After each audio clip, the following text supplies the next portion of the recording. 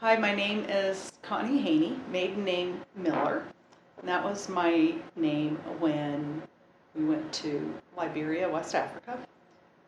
My mother and father took my sister and I on the African Glen, a freighter out of New York City, and we landed in Monrovia on New Year's Day, 1964. So we were in Liberia from 64 to 67, and then went to Nigeria for a year, the States for a year, back in Liberia in the 70s, and then left in 75. So our family bounced around a lot. But our time in Liberia, when my folks first went out, they worked in the counseling office, and my dad did, I can't remember the name of the radio, but he was on the radio side, and he did what the show was. It was, my sister Robin would know, voice of a pastor, voice of a preacher, something like that. And he did all of the content and the programming for that, and then would go out to villages and preach and use some of the same content from what he shared on the air, and would connect with the people. And when they went to the villages, they would take either Robin or myself, because we were the small, white, blonde-haired kids that drew the Africans in to come to hear my dad and usually one of the other missionaries preach.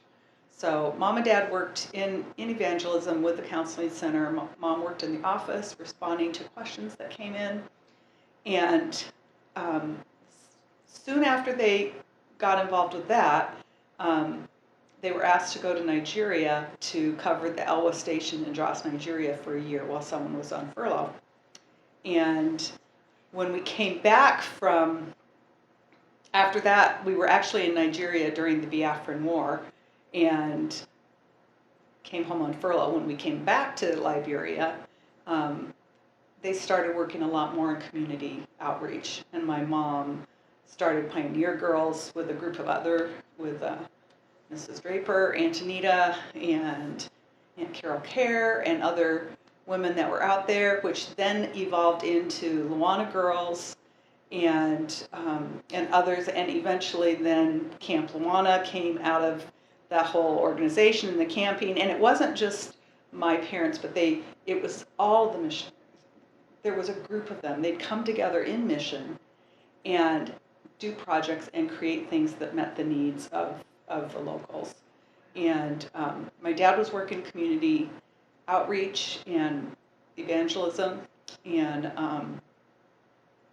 came back to the States, got his master's and his PhD in adult education, did a lot of work with the leprosariums, and started traveling around West Africa, working with SIM in a number of different areas. So I share all this because I've had the privilege of going back now as an adult.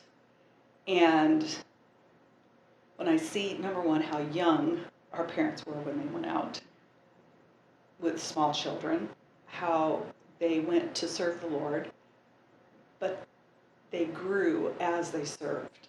So they saw God working, they saw opportunity, and they just kept that focus on sharing God's word in any way they could.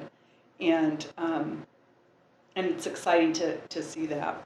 So that's my history. I had the privilege of going to ELWA Academy. I had the privilege of going to Kent Academy. I had the privilege of going to Hillcrest. So I kind of hit all of the MK type of things.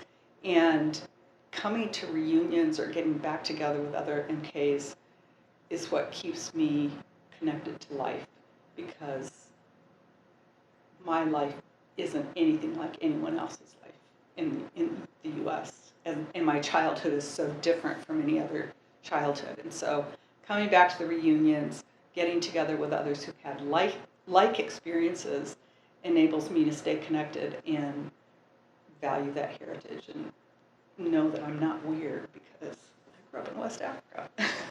Why do you have a what does your license plate mean? I get that a lot because I have vanity plates that say ELWA MK. And people say, well, what does that mean? And when I explain it to them, most of the time they're just like, oh, it doesn't have any meaning to them.